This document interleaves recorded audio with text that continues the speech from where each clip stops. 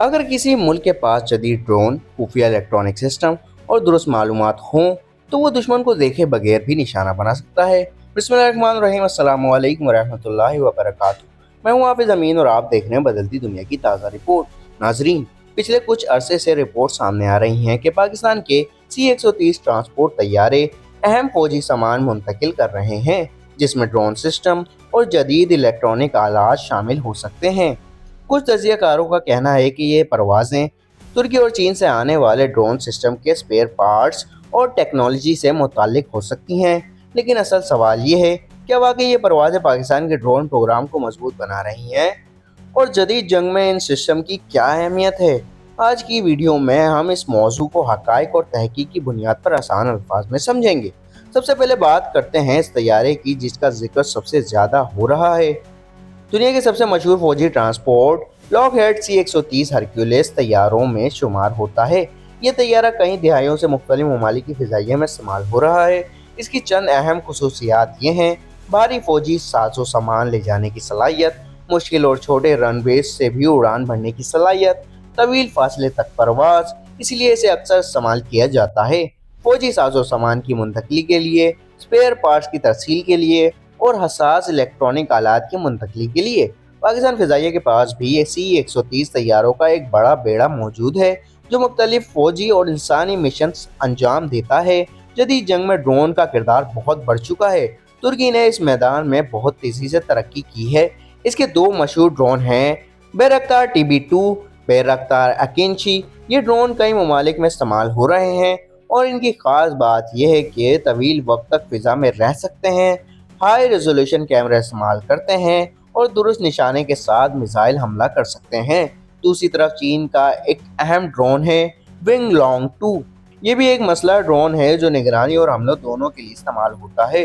कुछ रिपोर्ट्स के मुताबिक परवाज़ें इन सिस्टम के स्पेयर पार्ट्स और इलेक्ट्रॉनिक आलात की तरसील से C-130 से मुताल्लिक हो सकती हैं।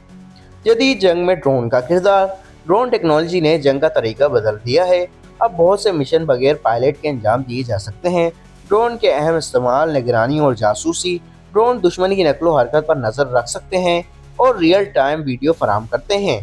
दुरुस्त हमले। जदीद ड्रोन लेज़र गाइडेड मिसाइल इस्तेमाल कर सकते हैं जिससे कम नुकसान के साथ हदफ को निशाना बनाया जा सकता है। खतरा कम करना। चूँकि ड्रोन में पायलट मौजूद नहीं होता इसलिए फौजी जानी नुकसान का खतरा कम हो जाता है।